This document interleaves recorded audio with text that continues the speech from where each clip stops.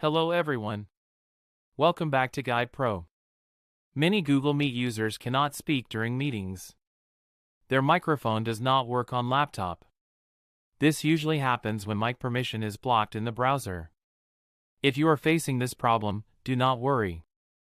I will show you how to allow mic permission in Google Meet step by step. First, open Chrome or any browser on your laptop. Now open the Google Meet website. Next, look at the left side of the website address bar. Click on the settings or lock icon beside the website link.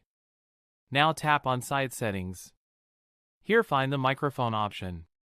Tap on the drop-down menu next to Microphone. Select Allow. After allowing it, close the Settings tab. Refresh the Google Meet page. Join the meeting again. Your microphone should now work normally. That is how you allow mic permission in Google Meet on laptop. If this video helped you, like the video. Subscribe to Guide Pro for more meeting and laptop fixes.